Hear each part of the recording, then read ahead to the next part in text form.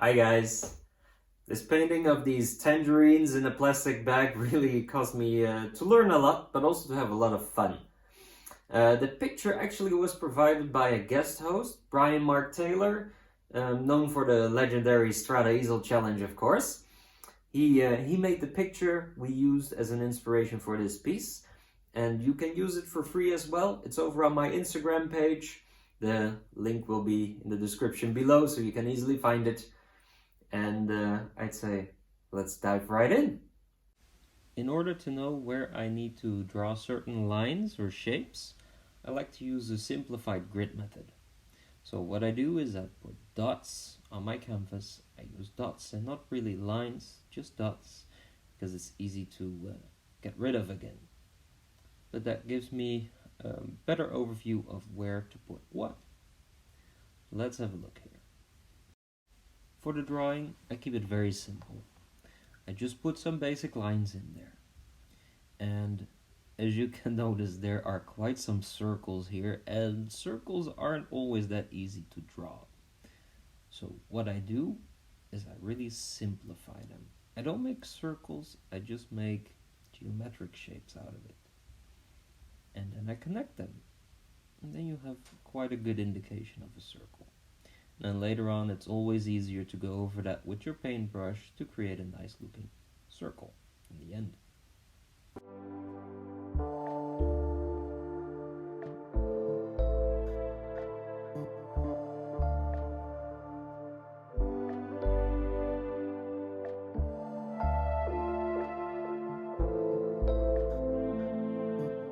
Now that I have my basic lines in place, it's time to start mixing my palette. And I have titanium white, cadmium yellow, cadmium red light because it's a bit more orangey. I have yellow ochre. As you can see, you don't need a lot of paint. You can always squeeze out the last bit of it. There's always more in there than you might anticipate. I have some burnt sienna, which I didn't end up using at all. Some alizarin crimson, ultramarine blue, and some phthalo green. Now I'd like to pre-mix some colors. So I'll start with the body of the tangerines. We have a beautiful vibrant cadmium red and cadmium yellow. They make a very vibrant orange. Now I'm gonna do several gradations of orange, darker, lighter, to have a base on my palette. As you see, it's really beautiful, very vibrant against this grayish background. So in my painting, I also want to have a grayish background.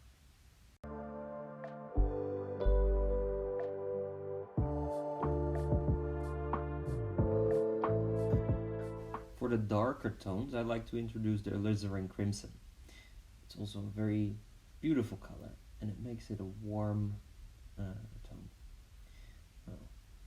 As you see, these are all pretty strong colors, as I really want the focus to be on these tangerines. During the painting process, I will also introduce some more greens in it. As you see here, I'm also pre-mixing a bit of green because I already noticed that there are some greens in the shadows of those tangerines.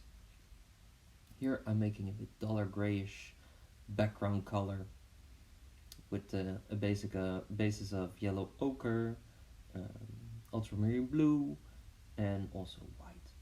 You don't see it here, but on the lower left corner there's a lighter version basically of that. You will see it on the painting in a moment.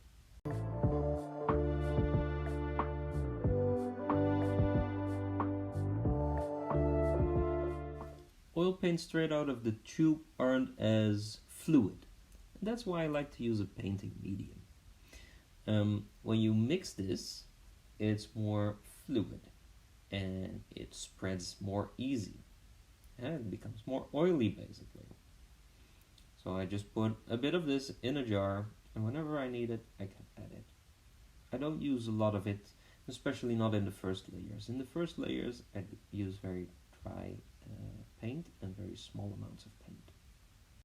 But when I like to cover bigger areas, such as a background, I do like to have it a little bit more smooth. Before we continue with the exciting part of the video, Please hit that like and subscribe button if you haven't done so yet. Thank you for your support. Helps me create these videos for you. And now it's time for the good part. I can finally start painting. And I start with one of my orange basic colors, just to get some color on there. By no means perfect at all, just locking it in.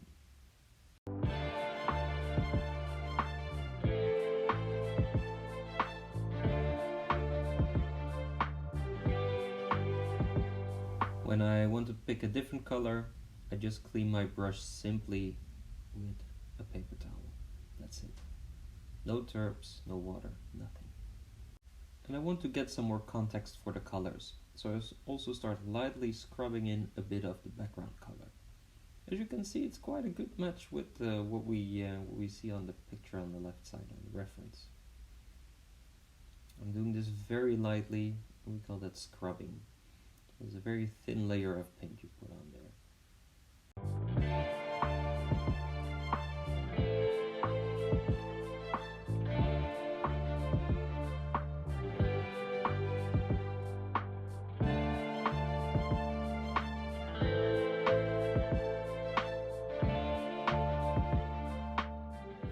It's time to introduce some more colors to the tangerines. So we're following the shapes with the brush. That gives it more dimension to it, I feel. And again, this is still part of the block-in state, so it all doesn't have to be perfect. It's just indications of what needs to be where.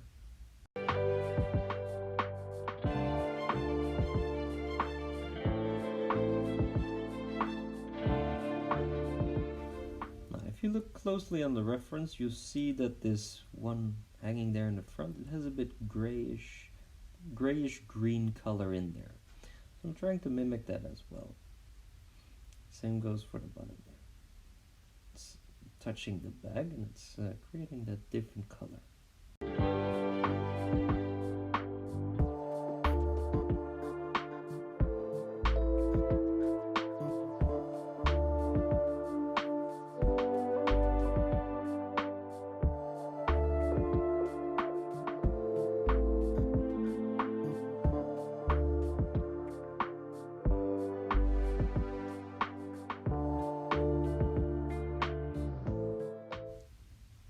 And also here I'm continuing in the background, filling it all in.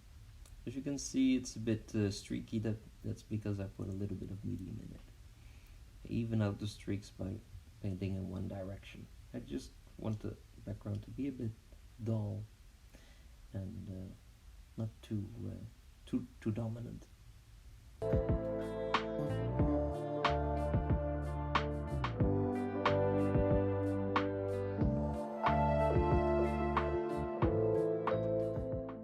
For now, the most part of the painting is covered in paint. So I think it's time to continue with the tangerines itself. Going over them a second time. Give them more three-dimensionality by playing a bit with the shadows. Because as you can see, it needs more contrast than it has now. It doesn't feel like a fruit yet. So that's what we're changing now. We're giving some dynamic feel to it.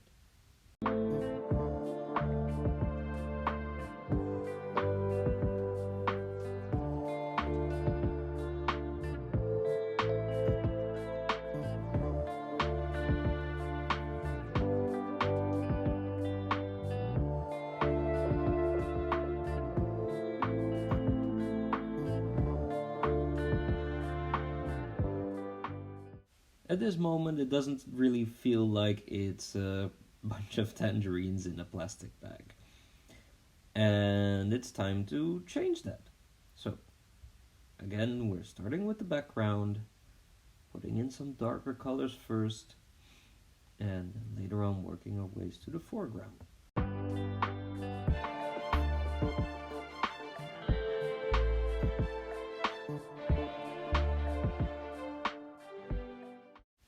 For the handles, I first paint in basically the background color, but very thinly. And then I also pass by with some of that same color, but then cooled down with a little bit of white and ultramarine blue. So it gives you a bit of see-through feeling and a reflective feeling at the same time.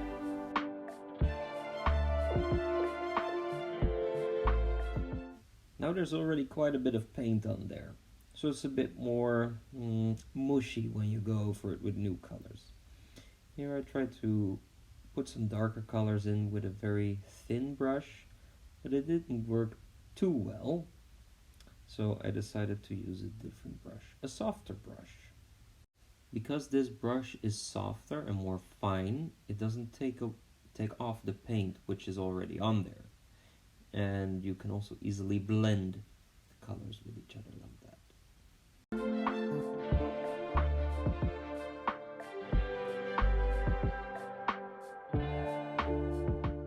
When continuing work on the bag itself, I can use the harder brush again. It's very nice for getting harder edges in and some firm brush work.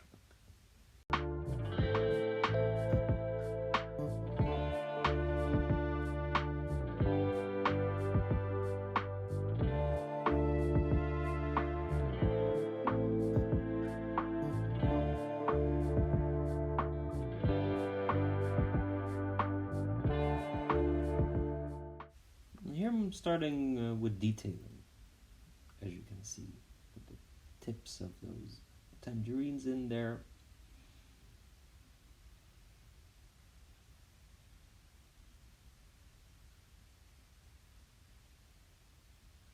Smoothing out where I want, and putting some more detail in the bag as well, some highlights. And what I realized when painting this is to make it look convincing, that plastic bag is to play a lot with darks and lights. So you have quite some contrast in there. And here I basically blend a bit the colors of the bag with the tangerine. I like to play with soft and hard edges and lost edges. And I highly recommend you just to play around with that too. And always remember, it doesn't have to be the exact copy of what you see, but it should nonetheless feel convincing when you look at it. That's the aim that I like to put forward when I'm painting.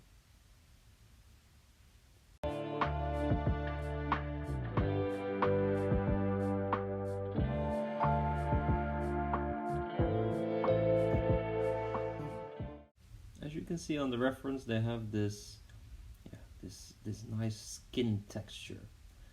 I play around with that by using my palette knife with a bit of lighter value, the lightest value actually, for the tangerines. Just dappling on there to get that texture in. And at the other spots of the tangerines I didn't do that, just for those highlights. Yet your brain will fill in the rest.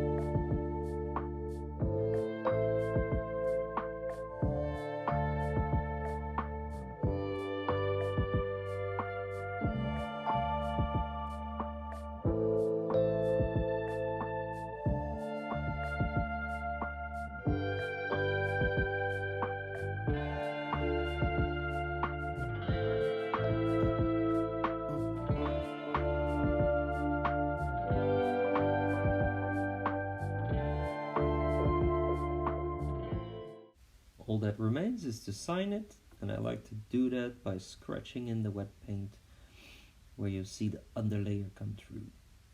As you can tell, it's very easy to sign that.